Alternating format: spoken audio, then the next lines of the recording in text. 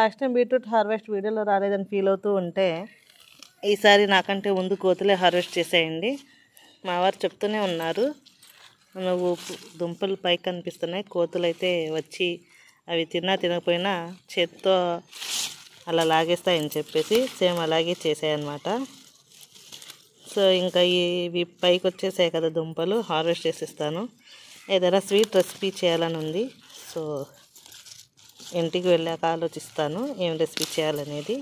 ముందైతే హార్వెస్ట్ చేసేసుకుందాం.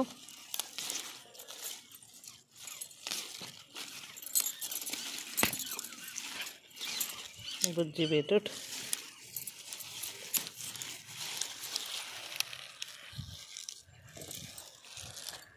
ఇంకా ఇక్కడ కూడా ఒకటి ఉంది.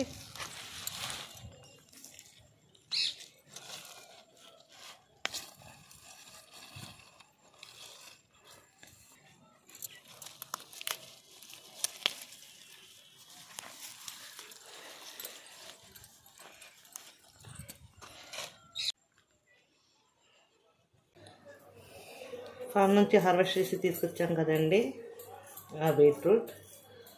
అయితే డైలీ బీట్రూట్ ఎప్పుడొచ్చినా ఇంటికి జ్యూస్ చేసుకోవడం, లేదా ఫ్రై చేసుకోవడం, లేకపోతే హల్వా చేసుకోవడం, ఇలా చేస్తూ ఉండేవాళ్ళం. అయితే ఈసారి కొంచెం వెరైటీగా ఎప్పుడు తినని డిష్ చేద్దామని చెప్పేసి అనిపించింది. సో ఈరోజైతే బీట్రూట్ జామ్ అయితే ప్రిపేర్ చేస్తున్నానండి. ఇంకా కొన్ని రోజులు ఉంచితే పెద్దగా అయ్యేవి, బట్ మీకు తెలిసిందే కదా మన ఫామ్లో కోతులు అయితే అసలు ఉంచట్లేదు. ఏ వెజిటేబుల్స్ అయినా సరే తిన్నా తినకపోయినా తీసి పక్కన పడేయడం బాగా వాటికి అలవాటైపోయింది. సో ఇక అది అక్కడే ఉంటే వేస్ట్ అయిపోతాయి అని చెప్పేసి ఈ సైజు రంగానే హార్వెస్ట్ చేసేసారనమాట.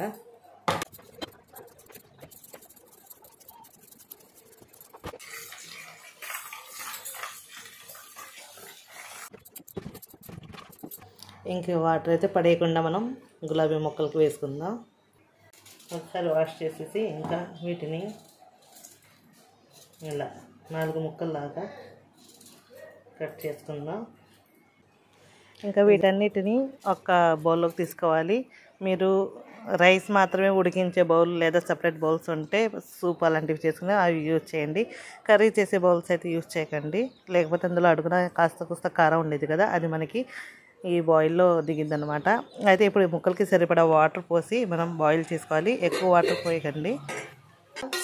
చూసారా, ఉడికిపోయిన వాటర్లోనే ఇలా మనం పొరుకుతో గుచ్చితే కనుక మీరు చూడవచ్చు. చక్కగా స్టవ్ ఆఫ్ చేసుకుని చల్లారేంత వరకు ఇంకా పక్కన పెట్టుకోవాలి. ఇంకా వీటిని మనం గ్రైండ్ చేసుకుందాం. ఇందులో ఒక చిన్న అల్లం ముక్క కూడా వేద్దాం. ఇదిగోండి ఎంత ముక్క అల్లం అనేది యాడ్ చేస్తున్నాను నేను, ఎందుకంటే అవి సాఫ్ట్గా ఉన్నాయి కదా బీట్రూట్ ముక్కలు, అవి గ్రైండ్ అయిపోతాయి. ఇవి గ్రైండ్ అవ్వవు కనుక వీటిని మనం కొంచెం చిన్న చిన్న స్లైసెస్లా కట్ చేసి వేస్తే ఇవి కూడా తొందరగా గ్రైండ్ అవుతాయి అన్నమాట.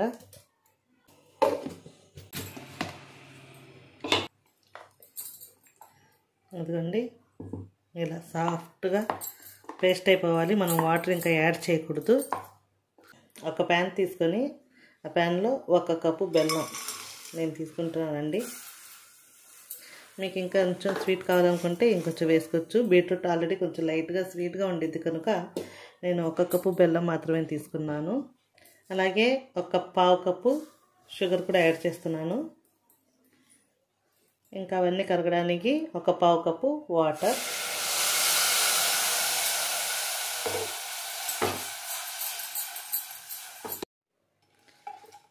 ఈ బెల్లం చక్కెర కరిగేంత వరకు కొంచెం కలుపుకుంటూ ఉండాలి.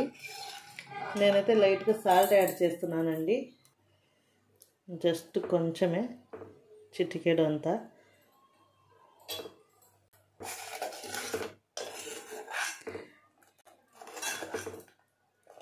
ఇంకా మనం ఇందులో బీట్రూట్ పేస్ట్ వేసేసేయచ్చండి.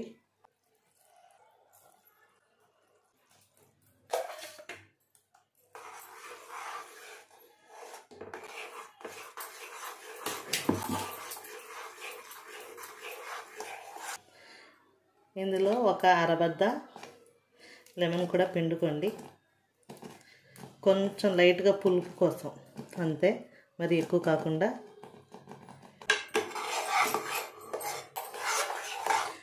ఒక్క చుక్క వాటర్ కూడా పోయకుండా ఇలా చేసుకుంటే ఎన్ని రోజులైనా నిల్వ ఉండిద్దండి.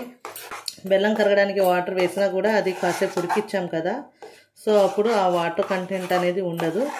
ఇంకా ఇందులో వచ్చేసి మనం బీట్రూట్ ఉడికిచ్చేటప్పుడు వేసిన వాటర్ పూర్తిగా ఉడికేంత వరకు ఉంచుకున్నాము. ఇంకా గ్రైండ్ చేసేటప్పుడు అసలు ఒక చుక్క వాటర్ కూడా వేయలేదు.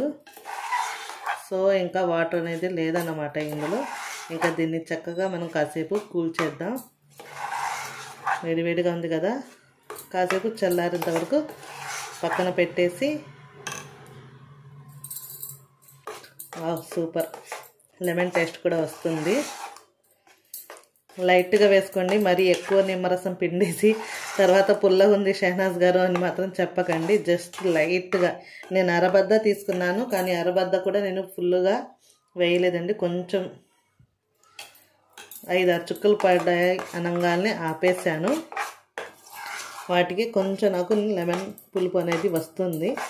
సో ఎక్కువ పిండకండి, కొంచెం లైట్గా పిండేసుకోండి. ఇంకా మనకి జామ్ కన్సిస్టెన్సీ అయితే వచ్చేసింది చూడండి. ఇలా వేయంగానే పడిపోవట్లేదు, లైట్గా పడుతుంది. కలర్ అండ్ టేస్ట్ సూపర్గా ఉన్నాయండి. మన బీట్రూట్ జామ్ అయితే రెడీ అయిపోయింది. ఇంకా మరి మీకందరికీ ఈ వీడియో నచ్చిందని అనుకుంటున్నాను. వీడియో కనుక నచ్చితే లైక్ చేయండి, కామెంట్ చేయండి. Thanks for watching. Please subscribe.